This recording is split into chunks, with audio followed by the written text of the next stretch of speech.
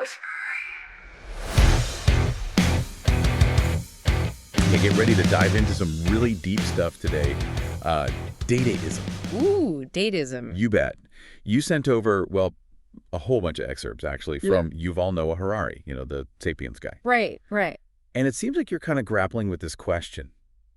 Is data kind of taking over? Like, is it becoming a new type of religion?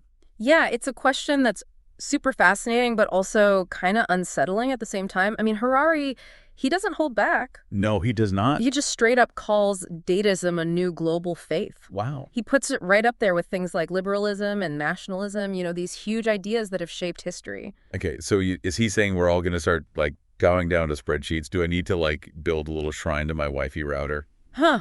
I do not exactly know. It's more about a shift in authority, I think. Like, think about it. For centuries, people have looked to, religious texts or maybe political ideologies for answers, for guidance in life, right? Yep. Harari's saying data is becoming that new authority. Like, algorithms are increasingly telling us what to watch, buy, who to date, even, how to vote. Okay, yeah, I see that. But faith still feels like a really strong word to use, It implies believing in something, well, something beyond what we can actually see and touch. Right. And that's actually what's so interesting about this whole dataism thing. It doesn't actually require belief in a god or, the supernatural or anything like that. The faith, if you want to call it that, is in the power of data itself. Okay. The power to solve problems, provide meaning, even guide humanity towards some, optimized future. So less about, like, worshiping data and more about just trusting it above all else. Yeah, exactly. And that trust, that reliance on data is what Harari sees as like a sign of this new kind of faith. Interesting. He even goes so far as to compare, traditional religions and ideologies to like fake news. Wow. Fake news that's been believed for centuries, he says. Not that he's saying they're all bad or anything, Right. but that they're stories we've all kind of collectively chosen to believe in, often without, like solid evidence. Mm-hmm. And now he's arguing that data is stepping in as this supposedly more objective, more reliable source of truth. It really makes you wonder, though, if, like, our brains are even wired for this whole data-driven world. Mm-hmm. Can we even handle, like, this level of reliance on information that's outside of ourselves? Yeah. Yeah, and that's where Harari gets into some really interesting, thought-provoking territory. He gets into neuroscience and behavioral economics and argues that scientists and increasingly algorithms are figuring out how to, well, kind of hack human decision-making. Hold up. Hack our brains. That sounds a little Black Mirror-y, don't you think? Yeah, but it's not necessarily about some malicious hacking, though. That's definitely a valid concern. Right. Harari's point is that our choices, even things like, what we eat or who we love, aren't driven by pure free will as much as, we like to think. Really, they're the result of our brains calculating probabilities based on, well, our own internal algorithms. Okay, so you're saying we're all just walking algorithms. Mm-hmm. That's, it's mind-blowing, but also kind of a bummer. Yeah, and here's where it gets kind of unnerving, I think. Those biological algorithms, they're not perfect. They rely on shortcuts, on outdated circuits that worked great for our ancestors back in the day, but not so much now.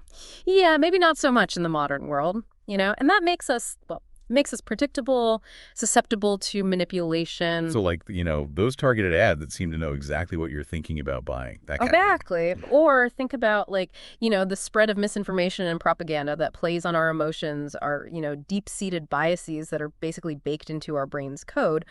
Harari suggests that in a world that's just overflowing with data, our gut feelings, our intuition might actually be becoming less reliable than these data-driven predictions. Yeah, that is kind of creepy. But, I mean, isn't this just like the next step in human progress? Like, we've always used tools to kind of extend our abilities. Maybe data and algorithms are just, like, the latest, most powerful tools we've come up with.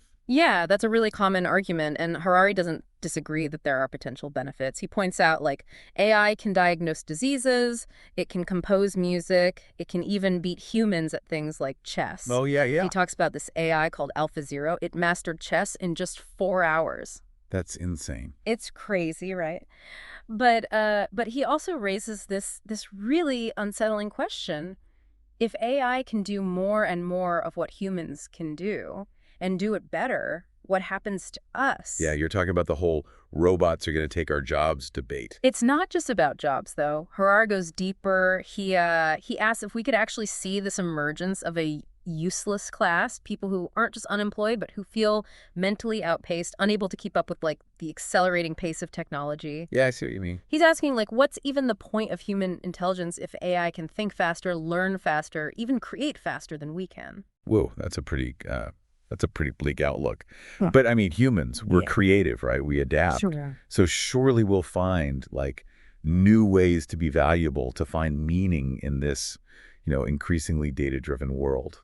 That's the million-dollar question, isn't it? Yeah. And that's really what Harari is trying to get us to think about these issues now before we're, totally swept away by this wave of data. Yeah. He's not giving us easy answers, but he's definitely pushing us to confront some uncomfortable truths about how we relate to technology. Okay, so if data is becoming this dominant force, if it's shaping, our choices, how we see ourselves, does that mean things like art and stories, all that stuff that makes us human, does that become irrelevant? Well, that's where things take another interesting turn. You'd think in this data-obsessed world, facts would rule everything. Yeah, you'd think so. But Harari makes this really fascinating argument that even in this age of algorithms, fiction still has a ton of power. He says, even though we live in this data-driven world, we're still storytelling creatures at heart.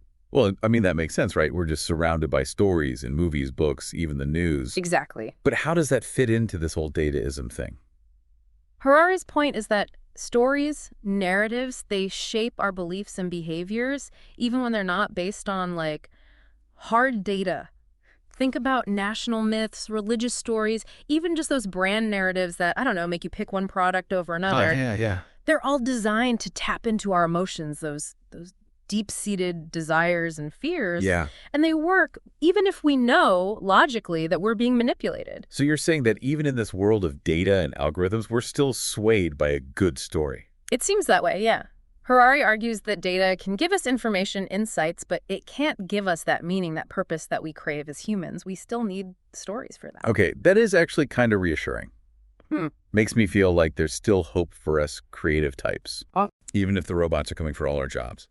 But I guess the big question is, if this dataism thing really takes hold, if data really does become like a new source of authority, what happens to things like democracy, individual rights, all that? Can those things survive in a world where algorithms might know us better than we know ourselves? And that's where we get into some really unsettling possibilities. And that's where we'll pick things up in the next part of our deep dive. Harari, he doesn't really sugarcoat things when it comes to, like, the potential downsides of this whole dataism thing. He paints this pretty stark picture of what could happen if we just hand over too much power to data and algorithms. Yeah, we left off last time talking about, like, democracy and individual rights. Right. Does Harari even think those can exist in a truly datist world? Well, that's kind of the scary part. He suggests that those values at the heart of liberal democracies, individual freedom, choice, even just the idea of free will, they might just be fundamentally incompatible with a dataist worldview. Like, if you really believe that algorithms are always going to be more objective, more efficient than humans, then it kind of logically follows that we should just, let them make more and more of our decisions. But wouldn't that lead to, like, some super efficient technocracy, where it's just a handful of experts calling all the shots? I mean, isn't that kind of elitist? Totally. And Harari calls that out as a real danger. But he also points out something even more fundamental, I think. Like, data and algorithms, they aren't neutral. Right. They reflect the biases, the values of the people who create them. Of course. So even in a datist world, you'd still have power struggles. Right. Just fought on a different battleground. Okay, so instead of fighting over, territory or resources, we'd be fighting over algorithms and data sets. That's kind of a crazy thought. It is. And it gets even more complex when you start to consider, like, the potential for what Harari calls digital dictatorships. Digital dictatorships. He argues they could be way more effective, even more insidious than those, like, old school totalitarian regimes. Really? Why is that? I mean, at least with, like, a regular dictator, who's in charge. Yeah, true. But digital dictatorships would have something even more powerful. tons and tons of data about us, Mm. about our thoughts, our feelings, our behaviors. Oh, yeah. Combine that with, like, AI-powered propaganda and these sophisticated behavioral manipulation techniques, and you could create a society where dissent is almost impossible. So it's not even just about, like, algorithms making decisions for us. It's about them actually shaping how we think, like what we believe. Man, that's a pretty terrifying thought. It is. Harari uses this phrase that I think really sums it up. He says, if you're not paying for the product, you are the product. Ooh, yeah. So in this data-driven world, our personal information, it becomes a commodity. Right.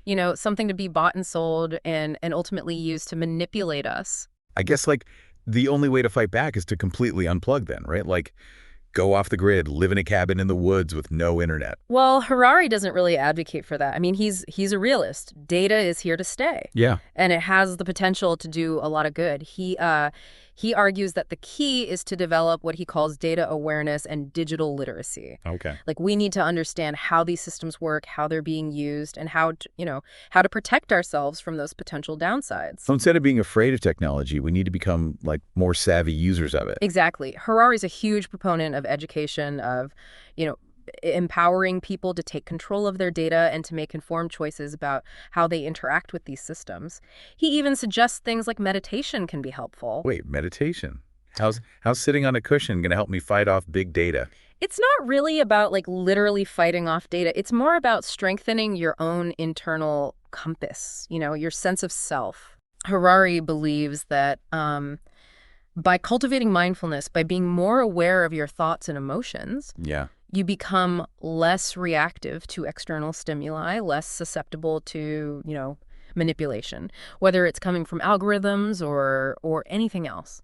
So in a world where everything's trying to grab our attention, get our data, the best defense is, like, inner peace.